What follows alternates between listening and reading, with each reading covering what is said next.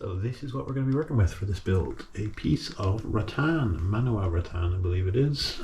Fairly chunky. I'll give the measurements in a minute. You can see fairly thick. As is tradition. Banana for scale. This is the forms I've marked out. I'm going to cut these out in a minute. This is for the handle section, so that is the curve we're going to go with. Keeping this bottom edge flat because I can clamp here, here and here as I do it. And then this will be for the tips. So we've got one fairly steady curve. I'm going to cut this notch out, that way I can clamp here and here as I get going. I might make it bigger, depends what I need, but I should be able to just clamp here and then one on the end here and then zip tie or use rope in the middle section if I want to. This is why I'm just going to left a bit of a notch here. So I'll whip out the saw, get this cut out, sand it smooth, and then hopefully get cracking with it. Right. Okay, so we have our two forms now. This is going to be for the tips. This one here, and this one's for the handle section. And I'll get the belt sander out, my brand new toy. Sort these out, and I'm just going to get a chisel and knock these out now.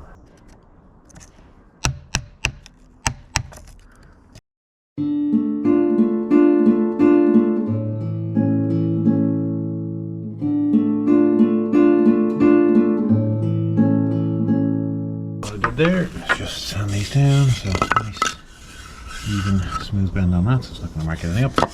And the same way, nice even smooth bend on that. Now all I did for these was just take the curves off of my Alibo H1, because why reinvent the wheel, just use shape you already have. So just use a pencil, marked that out, and then we'll use some heat rattan to move to our next step. So obviously then I just clean up the ends of this just so I can see what I'm at. So nice and clean now. You can see all the nice fibers in there. That's what we're going to be working with. So I might center that next and move on to our next step. Yep, that is the center. It's marked out now. Now we're going to find out what sort of thickness we're going to remove. We're going to start small, just keep testing the flex as we go, and just work from there.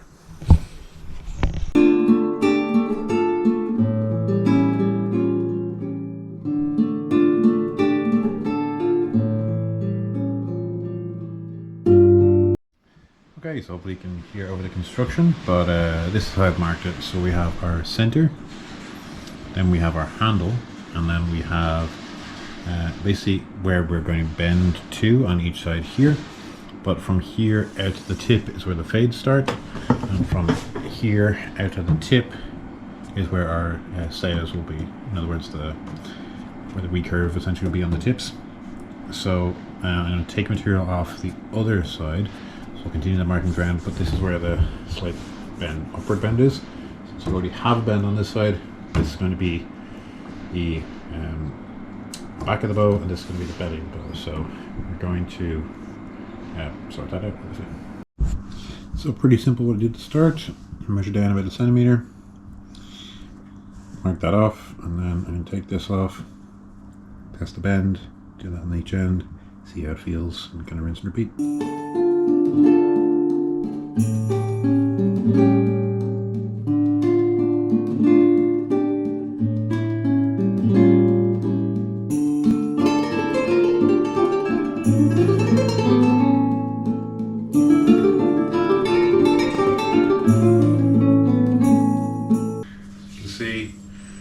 Slight tapers or handle sections, so tapered off, bit of thickness on each end. Still got to even it out fully. You can see we've taken off a bit here, probably take off a wee bit more, and then put our bends in, and then kind of go from there. But already starting to actually show some flex and bend. Very hard to tell where the weight is with this because it doesn't flex in the way most wood does, but I say at the moment it probably feels around kind of 60-70 pounds. So yeah, we'll see. It's fun to work with. The shavings come off super quick. I'm able to shave it real quick, as you can see. So yeah, we'll see how we get on. So this is the jig for putting a bend in this. And basically what I've done, so this is going to be like a sail, which basically means this section will be pretty much straight. So most of the bend coming in here, and this section here is going to be straight up into the handle. So we're going to heat here, apply a bit of pressure, and crank this down until it's flat. Reclamp it on, heat it, just make sure it's fully on this full bend, and then flip it around to the other end, and then do the handle. I figured it'd probably be easier to do the ends before I do the handle, so that's how we're gonna do it.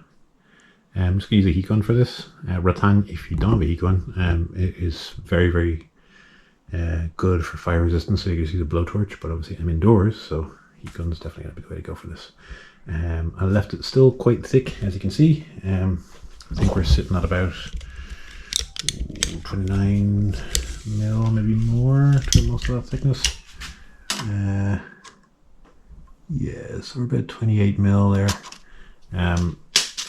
Pretty close to kind of what I want the thickness to be for most of it anyway, especially for these sails, because that's going to go and taper in, but we'll deal with that in a minute.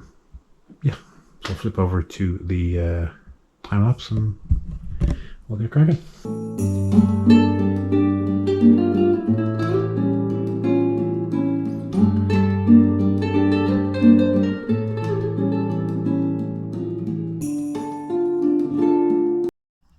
Okay, so trying something else, because last thing, slight bend, didn't quite work out I wanted. So heavy duty cable ties I have for my sandbag actually. So I'm going to try these instead, because the rope was flexing. And yeah, try again.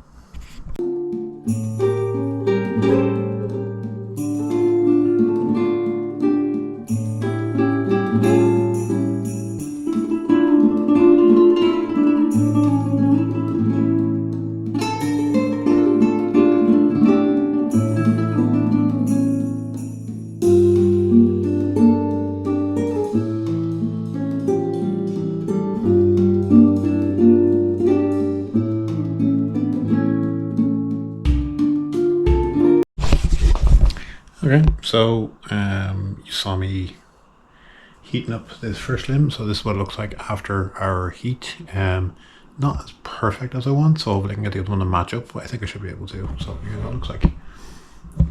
Nice, fairly solid curve in it. Fairly straight in that last kind of tip section, which is what I wanted. Took a huge amount of heat to do anything to it, so yeah, don't be afraid to use more heat than you think you need on this. As you can see, it's probably like foot and a half of section actually needed heated to get any sort of movement there. So yeah, definitely an interesting one. So yeah, now on to the next limb.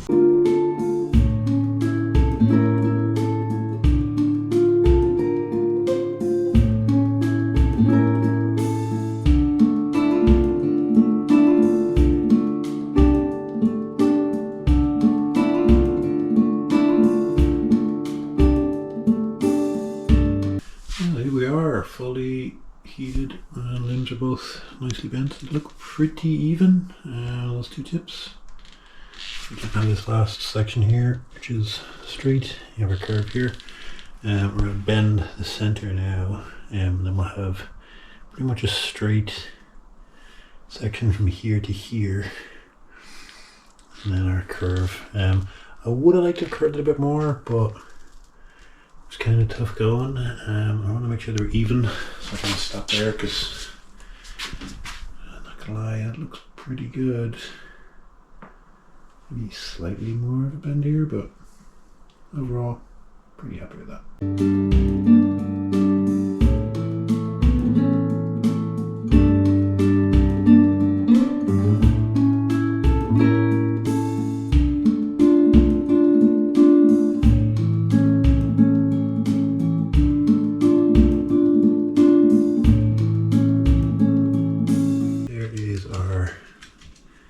Handle curve put in. Finally got a wee curve to the handle there.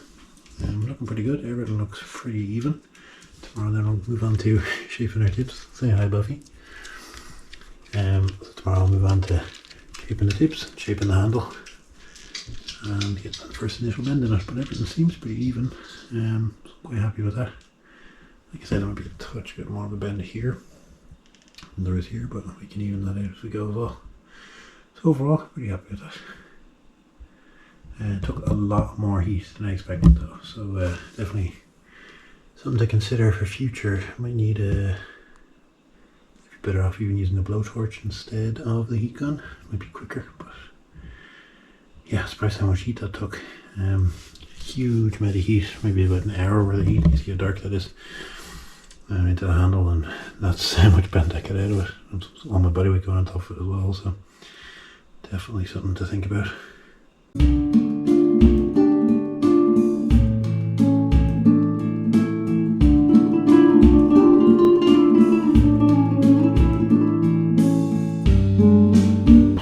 This, I have taken the tips in, clean these off. What I'm going to do is thin this down again to the center ridge. Still going to keep the width on it, just in case. I'm going to use the belt sander, it's going to be a lot quicker. And I'll make sure I keep these fades even. And then I'm just going to use that to take some thickness on the handles and shape that into where the fades for the limbs meet. Take a little bit off the side just to make it a little bit comfier.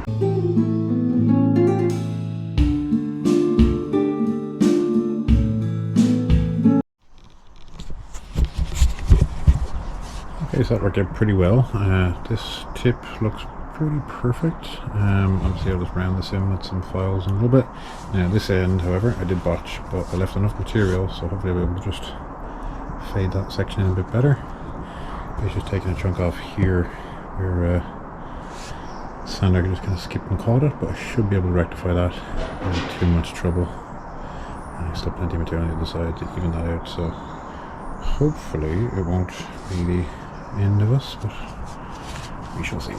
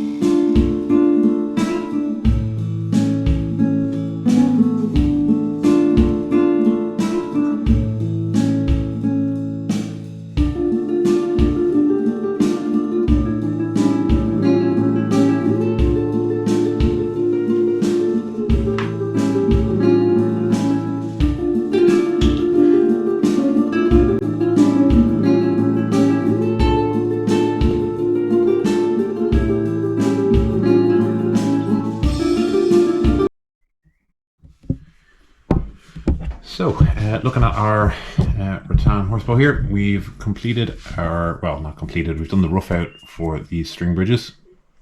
These pieces of red oak that I had left over. I'm going to stain these when they are finished, make them look all nice and pretty. But these will go on the end of the bow. First though, we're going to shape these sails. Now I've just marked this out. Hopefully it'll pick up on camera. Yep, there we go. So marked on both sides. I wanted this area here left a little bit thick, just because that's where that recurve is, and I'm a little bit worried it might warp or bend back on itself, as rattan does kind of take set very quickly and easily, although you can bend it back out. So I'm going to thin down these tips, make them nice and pretty. Reducing weight in the tips always increases speed, so that's going to be an important one. So both ends have been marked, as you see there. I'm not really too sure what to do with the handle. I was going to continue these fade outs here a little further up, but honestly it feels kind of perfect where it is in my hand, so I don't know. I might take more off depending on how it feels once I put a wrap on it. I might not put a wrap on it. I'm strongly considering just burning the handle again and doing a full black handle, so just applying heat to it to get that blackened charred look, and then lacquering the whole lot of it. I think it would actually look pretty nice. But yeah, we'll see what I decide. I guess you guys will know before I do. Right, on to the next step. Oh, also, I made the string double Flemish twist, twisted it down. I have a feeling it is probably a little bit too long, but that's okay for now, because I can always make a shorter one later, or untwist it and make it shorter. But better to be slightly longer when I'm doing some tillering, especially with these string bridges. It might lift the bowstring up and off, but at the moment it's probably about 2 inches under brace height for what I want. But again, big long hands, big long draw, so I don't mind having a slightly shorter one. Oh, interesting point when I was working on this actually. So this is something I got really worried about because I kept hearing cracking and creaking and I didn't know what it was, and I thought I was tearing the fibers or something bad was happening. As you can see here, what I'm actually getting is compressions on the burnt areas. So these are basically cracking and coming off. There wasn't any actual damage being done to the bow. These were just kind of compressing in on themselves and coming off the bow. And you can see if I rub my finger here, tough on this, you have a little bit of char coming off. So interesting thing for when you're working with it yourself, if any of you decide to, that yeah, that might well happen. So don't be too afraid of that splintering sound. So I probably took way more weight off of this than I actually would have liked. I kind of would have preferred to have this up around 50 or 60 because that's kind of what I prefer to shoot for like a leisurely bow. For me, that's kind of what I find quite light and fun to shoot. But this is probably sitting around 35 or 40, which will be easier for me to gift away. So I'm less likely to keep it, but at least now I know how to make the process, or say I know the process of making one, so I can kind of speed everything up when I decide to make one for myself, or perhaps make a horn one, a horn composite one. We shall see.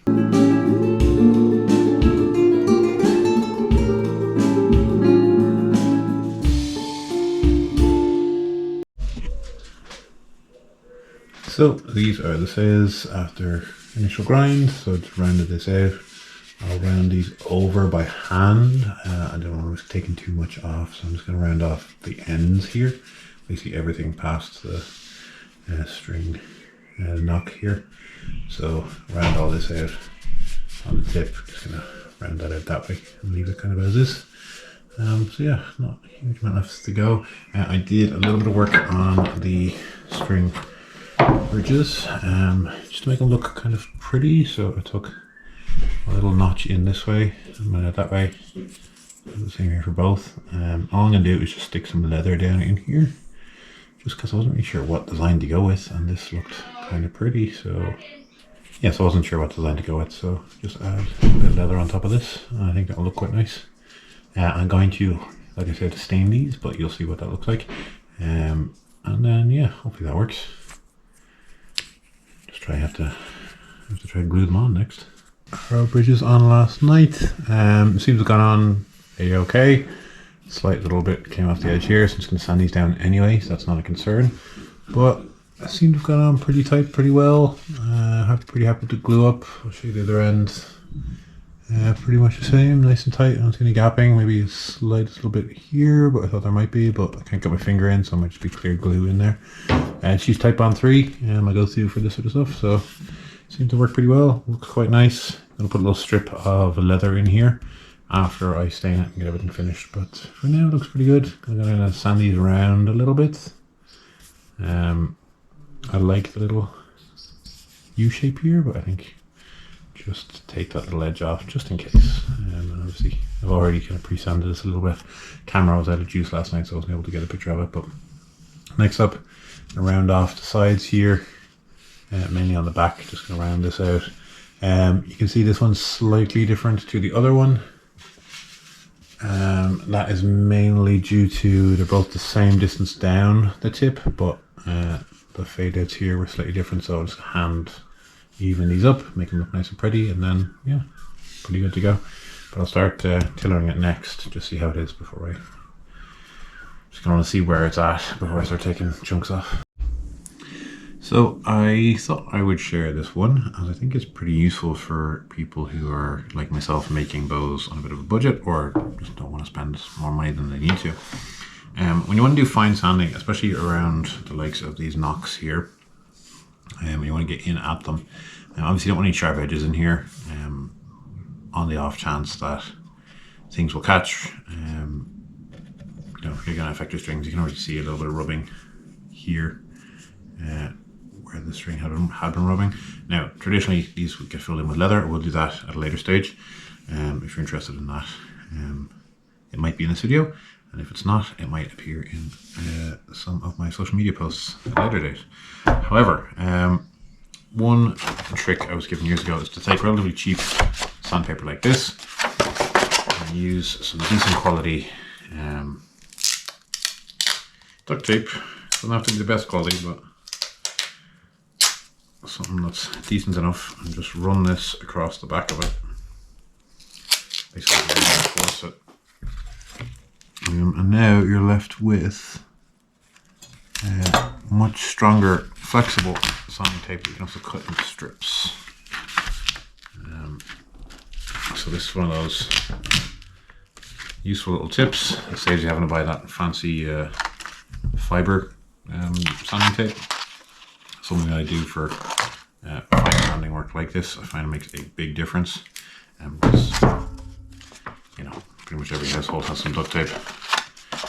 And this sandpaper is, I think, 1/3 of the price from MacLeod stuff. So if you're doing stuff like this, it is well worth doing.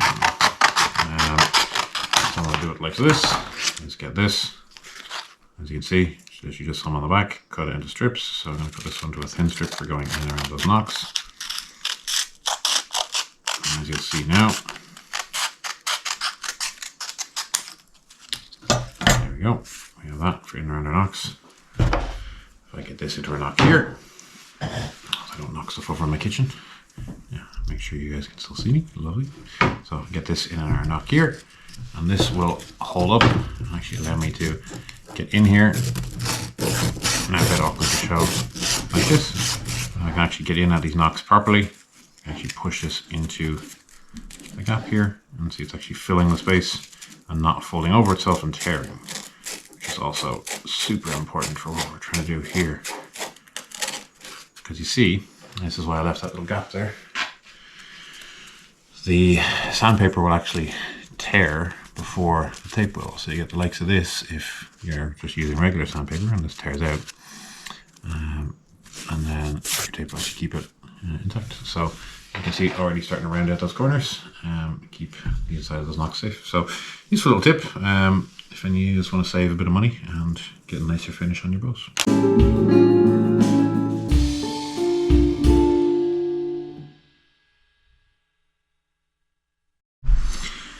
So, like I mentioned, the string bridges on this are red oak, some offcuts that I had from bow I'm working on at the moment.